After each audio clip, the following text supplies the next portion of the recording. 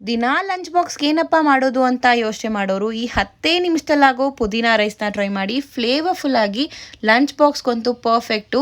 Taste ಅಂತೂ ಅಲ್ಟಿಯಾಗಿರುತ್ತೆ. ಮಾಡೋದೆಲ್ಲ simple. ಜಾರಿಗೆ ಬೆಳ್ಳುಳ್ಳಿ, ಶುಂಠಿ, ಹಸಿಮೆಣಸಿನ್ಕಾಯಿ, ಕೊತ್ತಂಬರಿ ಸೊಪ್ಪು, ಪುದೀನ ಸೊಪ್ಪು, ಸ್ವಲ್ಪ ನೀರನ್ನ ಹಾಕ್ಕೊಂಡು ನುಣ್ಣಗೆ ರುಬ್ಕೋಬೇಕು.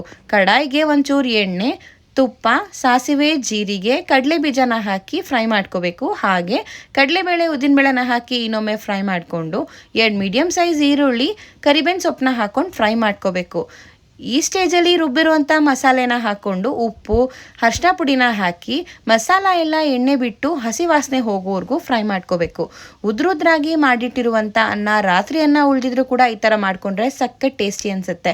ನಿಂಬೆ ರಸನ ಹಾಕಿ 2 ರಿಂದ 3 ನಿಮಿಷ ಮಿಕ್ಸ್ ಮಾಡಿಕೊಂಡ್ರೆ 10 ನಿಮಿಷದಲ್ಲಾಗೋ ಸಖತ್ ಫ್ಲೇವರ್ಫುಲ್ ಪುದೀನ ರೈಸ್ ರೆಡಿ. ಇದೇ ರೀತಿ ಸಿಂಪಲ್ ರೆಸಿಪೀಸ್ಗೆ ಚಾನಲ್ನ ಫಾಲೋ ಮಾಡಿ.